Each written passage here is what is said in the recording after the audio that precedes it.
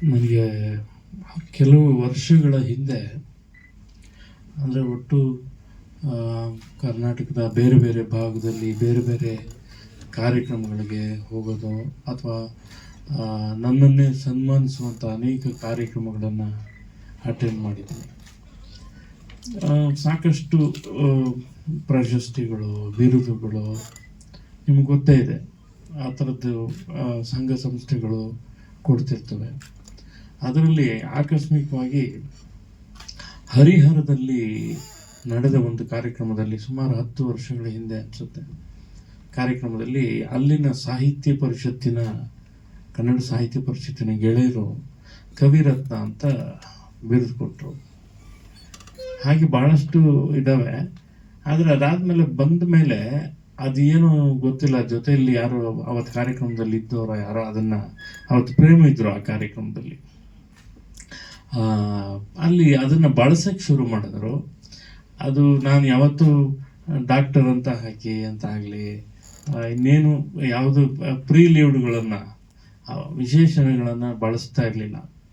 ಅವರವರು ಕೆಲವರು ಬರೀ ವಿ ನಾಗೇಂದ್ರ ಪ್ರಸಾದ್ ಹಾಕೋರು, ಡಾಕ್ಟರ್ ವಿ ನಾಗೇಂದ್ರ ಪ್ರಸಾದ್ ಹಾಕೋರು, ಏನೇನು ಅವರು ಖುಷಿಗೆ ಸಂಬಂಧಪಟ್ಟ ಅವ್ರ ಖುಷಿಗೆ ಹಾಕ್ತಿದ್ರು. ಈ ಕವಿರತ್ನ ಹಾಗೇ ಟ್ರಾವೆಲ್ ಆಗ್ತಾ ಬಂತು. ಭಾಳಷ್ಟು ಸಿನಿಮಾಲೆಲ್ಲ ಟ್ರಾವೆಲ್ ಆಗೋಕ್ಕೆ ಶುರು ಆಯಿತು. ಇದು ಇಲ್ಲಿವರೆಗೆ ಬಂದಿದೆ. ಇವತ್ತು ಕವಿರತ್ನ ಸಾರ್ಥಕ ಸುವರ್ಣ ಅನ್ನೋ ಒಂದು ಭಾಳ ದೊಡ್ಡ ಕಾರ್ಯಕ್ರಮವನ್ನು ವೀರಲೋಕ ಪ್ರಕಾಶನ, ವಿಷ್ಣು ಸೇನಾ ಸಮಿತಿ ಮತ್ತು ರಾಕ್ಲೈನ್ ವೆಂಕಟೇಶ್ ಅವರು, ಚಿತ್ತಾರ ಗ್ರೂಪ್ಸ್ ಅವರು, ಹಾಗೆ ಸಿರಿ ಕನ್ನಡ ಮತ್ತು ಒಂದಷ್ಟು FM ಚಾನೆಲ್ಗಳು ಮತ್ತು ನಮ್ಮ ಕನ್ನಡ KTV, ಕನ್ನಡ ಆಡಿಯೋ ಕಂಪನಿಗಳು, ಅದು ಲಹರಿ ಸಂಸ್ಥೆ, ಆನಂದ್ ಆಡಿಯೋ ಸಂಸ್ಥೆ, Ashwini audio, Jhankar music, A2 music ಮತ್ತು ಆಕಾಶ್ ಆಡಿಯೋ, ಈ ಎಲ್ಲ ಸಂಸ್ಥೆಗಳು ಭಾಳ ಖುಷಿಯಿಂದ, ಡಿ ಬಿಟ್ಸ್ ಮೊದಲೇ ಹೇಳಿದೆ, ಡಿ ಬಿಟ್ಸ್ ಅವರು ಎಲ್ಲ ಭಾಳ ಖುಷಿಯಿಂದ ಈ ಕಾರ್ಯಕ್ರಮಕ್ಕೆ ಜೊತೆ ಆಗ್ತಿದ್ದಾರೆ. ಇದು ನಾವು ಅಂದ್ಕೊಂಡ್ಲಿಲ್ಲ. ಈಗ ಶ್ರೀನಿವಾಸ್ ಯಾವಾಗಲೂ ಹೇಳ್ತಿದ್ರು, ಒಂದು ಸಂಭ್ರಮ ಮಾಡಬೇಕು, ನೀವು ಇಷ್ಟು ಕೆಲಸ ಮಾಡಿದ್ದೀರಾ ಅಂತ. ನಾನು ಒಂದು ಸಣ್ಣದಾಗಿ ಒಂದು ಗೆಟ್ ಟುಗೆದರ್ ಥರ ಮಾಡ್ಕೊಳ್ಳೋಣ, ಎಲ್ಲ ಮಾಧ್ಯಮದವ್ರನ್ನ, ಮಿತ್ರರನ್ನೆಲ್ಲ ಕರೆಸಿ ಅಂತ ಅಂದ್ಕೊಂಡೆ. ಆದರೆ ಈ ಕಾರ್ಯಕ್ರಮ ಶುರು ಆದಮೇಲೆ, ಆಯಿತು ಮಾಡೋಣ ಅಂತ ಅಂದಮೇಲೆ ಬರಿತಾ ಹೋದರೆ ಪಟ್ಟಿ, ಯಾಕೆಂದರೆ ಎಲ್ಲ ನೂರಾರು ಜನ ಕಲಾವಿದರ ಜೊತೆ, ನೂರಾರು ತಂತ್ರಜ್ಞರು, ನೂರಾರು ಜನ ನಿರ್ದೇಶಕರು, ನಿರ್ಮಾಪಕರುಗಳು ಎಲ್ಲರ ಜೊತೆ ಕೆಲಸ ಮಾಡಿದ್ದೀನಿ. ಸದಾ ಸಿಗ್ತಾ ಇರ್ತಾರೆ, ಸದಾ ಒಂದು ಒಡನಾಟ. ನಾನು ನಿರ್ದೇಶಕರ ಸಂಘದ ಅಧ್ಯಕ್ಷನಾಗಿ ಕೂಡ ಕೆಲಸ ಮಾಡಿದವನು. ಹಾಗಾಗಿ ಒಂದು ಒಡನಾಟ ಇದ್ದೇ ಇದೆ. ಇನ್ನು ಮಾಧ್ಯಮದ ಜೊತೆ ಕೂಡ ಅಷ್ಟೇ. ಇಲ್ಲಿ ಇವತ್ತು ಇಲ್ಲಿರುವಂಥ ಅತಿ ಹಿರಿಯರು ನಮ್ಮ ನಾಗೇಶ್ ಕುಮಾರ್ ಅವರು, ಅವ್ರಿಗೂ ಗೊತ್ತಿದೆ ನಮ್ಮ ಬೆಳವಣಿಗೆ. ಹಾಗೆ ಎಷ್ಟೊಂದು ಜನ ಮಾಧ್ಯಮದ ಮಿತ್ರರು, ಹಿರಿಯರು ಆಶೀರ್ವಾದ ಮಾಡಿದ್ದಾರೆ.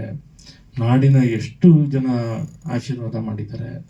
ಇದೊಂದು ಪ್ರಯಾಣವನ್ನು ಸಂಭ್ರಮಿಸುವ ಖುಷಿ ನನಗೂ ಸಹ ಇದೆ. ಇದರ ಜೊತೆಗೆ ಇವತ್ತು ವೇದಿಕೆಯಲ್ಲಿ ನಮ್ಮ ಆತ್ಮೀಯರು ಪ್ರೇಮ್ ಇದ್ದಾರೆ. ಭಾಳ ಪ್ರೇಮ್ ಅವರ ಪ್ರಾಣ ಸಿನಿಮಾದ ಆರಂಭ ಕಾಲದಿಂದ ನೋಡ್ಕೊಂಬಂದಿದ್ದೀನಿ. ಈಗ ನಮ್ಮ ಡಾರ್ಲಿಂಗ್ ಕೃಷ್ಣ, ಅಲ್ಲಿವರೆಗೂ ಮದರಂಗಿ ಕೃಷ್ಣ ಆಗಿದ್ರು. ಈಗ ಡಾರ್ಲಿಂಗ್ ಕೃಷ್ಣ ಅಂತಲೇ ಫೇಮಸ್ಸು, ಆ ಡಾರ್ಲಿಂಗ್ ಹಾಡಿನ ನಂತರ. ಹಾಗೆ ಪ್ರೇಮ್ ಲವ್ಲಿ ಸ್ಟಾರ್ ಅಂತ ಎಷ್ಟೇ ಅಂದರೂ ಗುಣವಂತ ಪ್ರೇಮ್ ಅಂತಾರೆ. ಹಾಗೆ ಒಬ್ಬೊಬ್ಬ ಕಲಾವಿದರಿಗೂ ಒಂದು ಹಾಡಿನ ಮೂಲಕ, ಕಲಾವಿದನ ತಕ್ಷಣಕ್ಕೆ ಆ ಹಾಡಿನ ಸಾಲಿನ ಮೂಲಕ ಗುರುತಿಸುವಂಥದ್ದು ಭಾಳಷ್ಟು ಕೆಲಸಗಳಾಗಿದೆ. ನಾನು ಕನ್ನಡ ಚಿತ್ರಗೀತೆಗಳ ಸಾಮಾಜಿಕ ಪರಿಣಾಮ ಅನ್ನುವುದರ ಬಗ್ಗೆ ಪ್ರಬಂಧ ಮಂಡಿಸಿ ಡಾಕ್ಟರೇಟ್ ಪಡೆದವನು. ಸಾಮಾಜಿಕ ಪರಿಣಾಮ ನನಗೆ ಭಾಳ ಮನಸ್ಸಲ್ಲಿ ಏನಿತ್ತು ಅಂದರೆ, ಅಣ್ಣವರಾಗಲಿ, ವಿಷ್ಣು ಸರ್ ಆಗಲಿ, ಅಂಬರೀಷ್ ಅಣ್ಣ ಆಗಲಿ, ಶಿವಣ್ಣ ಆಗಲಿ, ರವಿ ಸರ್ ಆಗಲಿ, ಅನಂತನಾಗ್ ಅವರ ಆದಿಯಾಗಿ ಕೂಡ ಅನೇಕ ಕಲಾವಿದರನ್ನ ಫಾಲೋ ಮಾಡುವಂಥ ಅಭಿಮಾನಿಗಳನ್ನು ನೋಡಿದ್ವಿ. ಅವ್ರು ಹಾಗೆ ಉಪ್ಪಿ ಸಾರು ಹಾಗೆ ಕ್ರಾಫ್ಟ್ ಹಿಡ್ಕೋಬೇಕು ಅನ್ನೋದಾಗಲಿ, ಆ ಥರ ನಾನು ಆ ಥರದ್ದು ಡ್ರೆಸ್ ಹಾಕೋಬೇಕು. ನಾನು ಕೂಡ ಒಂದು ಕಾಲದಲ್ಲಿ ವಿಷ್ಣು ಸರ್ ಯಾವುದೋ ಶರ್ಟ್ ಹಾಕಿದ್ರೆ ಇಂಥದ್ದೊಂದು ಶರ್ಟು ಅಂತ ಹುಡುಕ್ತಿದ್ದೆ ಹಾಕ್ಕೋಬೇಕು ಅಂತ. ಹೀಗೆ ಈ ಜನ ಫಾಲೋ ಮಾಡ್ತಿದ್ರಲ್ಲ, ಅದೇ ಸಂದರ್ಭದಲ್ಲಿ ಅವೆಲ್ಲ ದಾಖಲಾಗ್ತವೆ. ಒಬ್ಬ ಕಲಾವಿದನ ನಡ್ಕೊಂಬಂದರೆ ಅದನ್ನು ಫಾಲೋ ಮಾಡ್ತಾರೆ, ಅದು ದಾಖಲಾಗುತ್ತೆ. ಆದರೆ ಹಾಡುಗಳು ಮಾಡುವ ಕಂಪನ ಇದೆಯಲ್ಲ, ಅದು ದಾಖಲಾಗೋದಿಲ್ಲ. ಅವತ್ತಿಗೆ ಅವ್ರನ್ನ ಎಂಜಾಯ್ ಮಾಡುತ್ತೆ ಎಲ್ಲ. ಅಪ್ಪ ಐ ಲವ್ ಯು ಇವತ್ತಿಗೂ ಹಿಟ್ಟು, ಅವತ್ತಿಗೂ ಹಿಟ್ಟು. ಆದರೆ ಅದು ಸಮಾಜದಲ್ಲಿ ಮಾಡಿದಂಥ ಒಂದು ಸಣ್ಣ ಕದಲಿಕೆ ಇದೆಯಲ್ಲ. ಹೀಗೆ ನನ್ನ ಅನೇಕ ಹಾಡುಗಳು ಒಂದಷ್ಟು ಕೆಲಸ ಮಾಡಿವೆ ಸೊಸೈಟಿಯಲ್ಲಿ. ನನ್ನದೇ ಇಷ್ಟು ಬರದ ನನಗೆ ಇಷ್ಟು ಇರುವ ಹಾಗಿದ್ರೆ, ನನಗಿಂತ ಹಿರಿಯರು ಅದ್ಭುತಗಳನ್ನು ಸೃಷ್ಟಿಸಿದ್ದಾರೆ. ಅವರ ಹಾಡುಗಳು ಎಷ್ಟು ದೊಡ್ಡ ಸಂಚಲನ ಉಂಟು ಮಾಡಿರ್ಲಿಕ್ಕಿಲ್ಲ ಅಲ್ವಾ? ಎಷ್ಟೊಂದು ಸಂಚಲನ ಆಯಾ ಕಾಲಘಟ್ಟದಲ್ಲಿ ಉಂಟು ಮಾಡಿದೆ. ಸೊ ಅದನ್ನೆಲ್ಲ ದಾಖಲಿಸಬೇಕು ಅಂತ ಬರದೆ. ಇದನ್ನೆಲ್ಲ ಇನ್ನೊಮ್ಮೆ ಹೇಳ್ತೀನಿ. ಇವತ್ತಿನ ಈ ಸಂಭ್ರಮದಲ್ಲಿ ಅದೇ ಆಗಲೇ ಶ್ರೀನಿವಾಸ್ ಅವರು ಹೇಳಿದಾಗೆ, ಯಾರು ಬರ್ತಾ ಇಲ್ಲ ಅಂತ ಕೇಳಿದ್ರೆ ಬೆರಳೆಣಿಕೆ ಎಷ್ಟು ಪಟ್ಟಿ ಕೊಡಬಹುದೇನೋ. ಕನ್ನಡ ಚಿತ್ರರಂಗದ ಎಲ್ಲ ಕಲಾವಿದರು ಬರ್ತಾ ಇದ್ದಾರೆ. ಎಲ್ಲ ನಿರ್ಮಾಪಕರು, ನಿರ್ದೇಶಕರು, ತಂತ್ರಜ್ಞರು, ಕಾರ್ಮಿಕರಾದಿಯಾಗಿ ಪ್ರತಿಯೊಬ್ಬರು ಕೂಡ ಬರ್ತಿದ್ದಾರೆ. ಬೇರೆ ಬೇರೆ ಕಡೆಯಿಂದ ಸ್ನೇಹಿತರು, ಅಭಿಮಾನಿಗಳು ಬರ್ತಾ ಇದ್ದಾರೆ. ಇದೊಂದು ಭಾಳ ದೊಡ್ಡ ಸಂಭ್ರಮ. ಈ ಸಂಭ್ರಮಕ್ಕೆ ನೀವು ನಿಮ್ಮೆಲ್ಲರ ಸಹಕಾರ ಇರಲಿ ಅಂತ ಕೇಳ್ಕೊಳ್ತಾ, ಇನ್ನೊಂದು ವಿಶೇಷವಾದ ಮನವಿ ನಿಮ್ಮಲ್ಲಿ, ವಿಶೇಷವಾದ ಸಹಕಾರ ಬೇಕು ನಿಮ್ಮದು. ಯಾಕೆ ಅಂದರೆ ಇಷ್ಟು ಜನ ಬರ್ತಾರಲ್ಲಿ ತುಂಬ ಇಕ್ಕಟ್ಟು ಆಗಬಹುದು ಅನ್ನೋದು ಒಂದು ಅನಿಸಿಕೆ. ಯಾಕೆಂದರೆ ನಮಗೆ ಐಡಿಯಾ ಇರಲಿಲ್ಲ. ಮಾಡ್ತಾ ಮಾಡ್ತಾ ಮಾಡ್ತಾ ಅದು ಪಟ್ಟಿ ಬೆಳೆದು ಭಾಳ ದೊಡ್ಡದಾಗಿದೆ.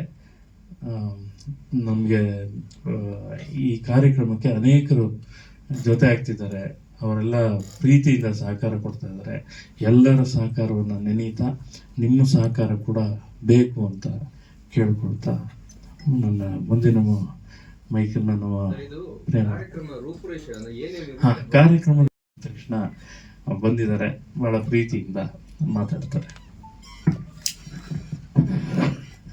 ಎಲ್ರಿಗೂ ನಮಸ್ಕಾರ. ಈಗ ತಾನೇ ಮನು ನಮ್ಮಿಬ್ಬರದ್ದು ಒಂದು ಫೋಟೋಸ್ ತೆಗಿಬೇಕು ಅಂತ ಫೋಟೋ ತೆಗಿತಾ ಇದ್ದೆ. ಆಗ ನಾನು ಮನುಗೆ ಹೇಳಿದೆ, ಮನು ಮೊದಲು ಬರವಣಿಗೆ ಆಮೇಲೆ ಮೆರವಣಿಗೆ ಅಂತ.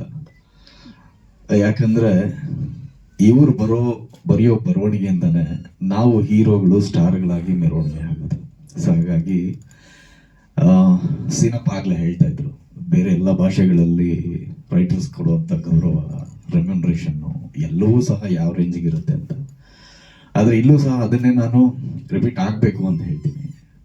ಅಫ್ಕೋರ್ಸ್ ನೀವಿರ್ಬೋದು, ಸಾಹಿತಿಗಳಿರ್ಬೋದು, ಜರ್ನಲಿಸ್ಟ್ಗಳಿರ್ಬೋದು, ಸಾಹಿತಿಗಳಿರ್ಬೋದು, ನಮಗೂ ಸಹ ಫೌಂಡೇಶನ್ ಅಂದರೆ ಬರವಣಿಗೆ ಮೇಲೇನೆ ನಾವೆಲ್ಲರೂ ಸಹ ನಿಂತಿರೋದು, ನಮ್ಮ ಬದುಕು ನಡೀತಾ ಇರೋದು.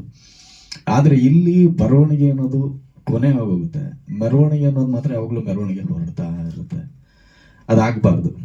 ಈ ಒಂದು ಪತ್ರಿಕಾಗೋಷ್ಠಿಯಲ್ಲಿ ನಾನು ಹೇಳೋದು ಮುಖ್ಯವಾದ ವಿಚಾರ ಅಂದರೆ, ಯಾವ್ಯಾವ ಭಾಷೆನಲ್ಲಿ ಯಾರ್ಯಾರಿಗೂ ಎಲ್ರಿಗೂ ಪದ್ಮ ಪ್ರಶಸ್ತಿಗಳು ಸಿಕ್ಕಿವೆ. ಅದು ಅವ್ರಿಗೆ ಸಿಗಬಾರ್ದು ಅಂತಾನು ಏನಲ್ಲ. They deserve. ಅವರ ಒಂದು ಅರ್ಹತೆಗೆ, ಅವರೊಂದು ಯೋಗ್ಯತೆಗೆ ಸಿಗಲೇಬೇಕಾಗ್ತದ್ದು. ಆದರೆ ನಮ್ಮ ಕನ್ನಡದಲ್ಲಿ ಇನ್ನು ತುಂಬ ಶೋಚನೀಯ ವಿಚಾರ ಅಂದರೆ, 3,000 ಹಾಡುಗಳನ್ನು ಬರೆದಿರೋರಿಗೆ ಸಾಹಿತ್ಯ ಸಂಗೀತ ಎರಡೂ ಬರೆದಂಥ 300ಕ್ಕೂ ಹೆಚ್ಚು ಸಿನಿಮಾಗಳಿಗೆ ಸಾಹಿತ್ಯ ಸಂಗೀತ ಬರೆದಂಥ ಹಂಸಲೇಖ ಅವ್ರಿಗೆ ಇದುವರೆಗೂ ಪದ್ಮ ಪ್ರಶಸ್ತಿ ಬಂದಿಲ್ಲ. ಅಫ್ಕೋರ್ಸ್ ಯಾರನ್ನೋ ಕೇಳಿದಾಗ ಹೇಳಿದ್ರು, ಇಲ್ಲ ಅವ್ರಿಗೆ ಸಿನಿಮಾ ಸಾಹಿತಿಗಳಿಗೆ ಪದ್ಮ ಪ್ರಶಸ್ತಿ ಕೊಡಲ್ಲ ಅಂತ. ಮೊನ್ನೆ ನನಗೆ ಗೊತ್ತಿರೋ ಹಾಗೆ ತಮಿಳುನಾಡಲ್ಲಿ ವೈರಮುತ್ತು ಅನ್ನೋ ಸಾಹಿತಿಗಳಿಗೆ ಪದ್ಮ ಪ್ರಶಸ್ತಿ ಕೊಟ್ಟಿದ್ದಾರೆ. ಸೊ ಹಾಗಾಗಿ ಹಂಸಲೇಖ ಅವ್ರಿಗೇನೆ ಇನ್ನೂ ಪದ್ಮ ಪ್ರಶಸ್ತಿ ಬಂದಿಲ್ಲ ಅನ್ನೋದು ತುಂಬಾ ಶೋಚನೀಯ, ವಿಷಾದನೀಯ, ಅವಮಾನ ಅಂತಾನೆ ನಾನು ಹೇಳೋದಕ್ಕೆ ಇಷ್ಟಪಡ್ತೇನೆ. ಇದ್ರ ಬಗ್ಗೆ ಸಾಹಿತಿಗಳಿಗೆ ಏನಂದ್ರೆ ತುಂಬಾ ಸಂಕೋಚ ಅವರಿಗೆ. ಅವ್ರು ಯಾವುದನ್ನು ಬಾಯ್ಬಿಟ್ಟು ಕೇಳ್ಕೊಳ್ಳೋದಕ್ಕಾಗಲ್ಲ. ನಮಗೆ ಹೀರೋಗಳಿಗೆ ಅಂದರೆ ನಮ್ಮದೇ ಫ್ಯಾನ್ಸ್ ಅಸೋಸಿಯೇಷನ್ ಇರುತ್ತೆ, ಫ್ಯಾನ್ಸ್ಗಳೆಲ್ಲ ಒಂದು ಕಡೆ ವಾಯ್ಸ್ ರೈಸ್ ಮಾಡ್ತಾರೆ, ನಮ್ಮ ಬಾಸ್ಗೆ ಈ ಥರ ಇದು ಕೊಡಬೇಕು, ನಮ್ಮ ಅಣ್ಣಂಗೆ ಈ ಥರ ಪ್ರಶಸ್ತಿಗಳು ಕೊಡಬೇಕು, ಈ ಥರ ಫ್ಯಾನ್ಸ್ ವಾಯ್ಸ್ ರೈಸ್ ಮಾಡ್ತಾರೆ.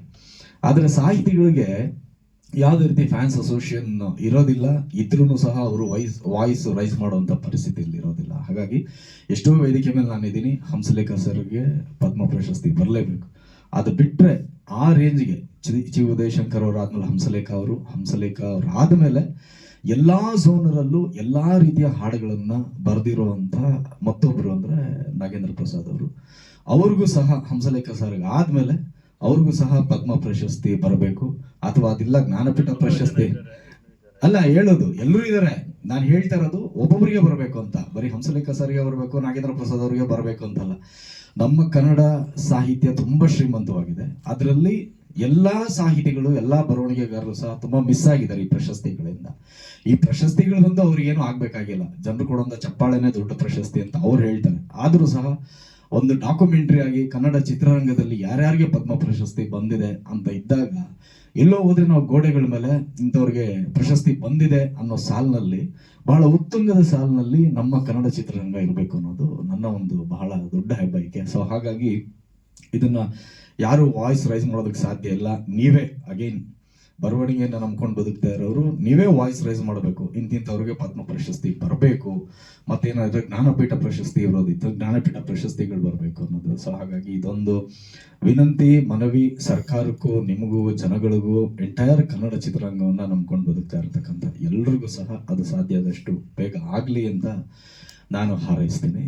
ಆಮೇಲೆ ಹಾಡುಗಳು ಹಿಟ್ಟಾಗೋದು ಬೇರೆ ವಿಚಾರ, ಆದರೆ ಬರೆದಿರ್ತಕ್ಕಂಥ 3,000ಕ್ಕೆ 3,000 ಹಾಡು ಹಿಟ್ಟಾಗೋದಿದೆಯಲ್ಲ, ಅದು ಅದ್ಭುತ. ಅದರಲ್ಲಿ ನಾಗೇಂದ್ರ ಪ್ರಸಾದ್ ಅವ್ರಿಗೆ ನಾವು ಎಷ್ಟು ಅಭಿನಂದನೆ ಸಲ್ಲಿಸಿದ್ರು ಸಹ ಸಾಕಾಗೋದಿಲ್ಲ. ಆಮೇಲೆ ಅವರೇ ಈಗ 3,000 ಹಾಡುಗಳನ್ನ ಬರೆದ್ರು ಸಹ ಇನ್ನೂ ಅವರು ಬದುಕನ್ನ ಕಟ್ಕೊಳ್ಳೋದ್ರಲ್ಲೇ ಇದ್ದಾರೆ, ಬದುಕು ಕಟ್ಕೊಂಡಿಲ್ಲ, ಅವ್ರು ಇನ್ನೂ ಕಟ್ಕೊಳ್ಳೋದ್ರಲ್ಲೇ ಇದ್ದಾರೆ.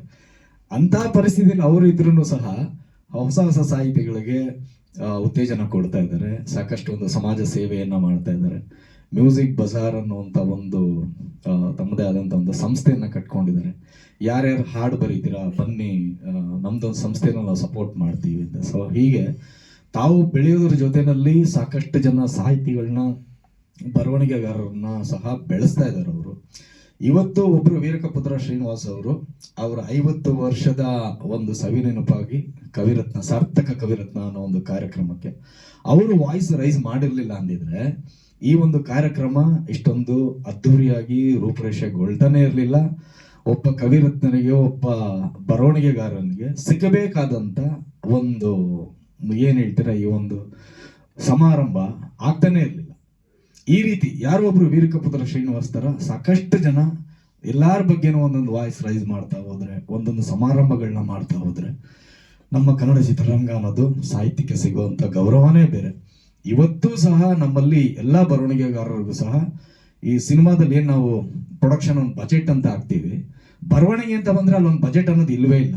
ಇವತ್ತು ನಾವು ನಾಗೇಂದ್ರ ಪ್ರಸಾದ್ ಯಾರಾದ್ರು ಪ್ರೊಡ್ಯೂಸರ್ನ ಕಳ್ಸಿದ್ರೆ, ಸರ್ ನೋಡಿ ಸರ್ ಏನೋ ಬಜೆಟ್ ಸಿನಿಮಾ ಮಾಡ್ತಿದ್ದೆ, ದಯವಿಟ್ಟು ಏನೋ ಒಂಚೂರು ಅಡ್ಜಸ್ಟ್ ಮಾಡ್ಕೊಳ್ಳಿ ಪ್ಲೀಸ್, ಹಿಂಗೆ ಅಂತಾರೆ.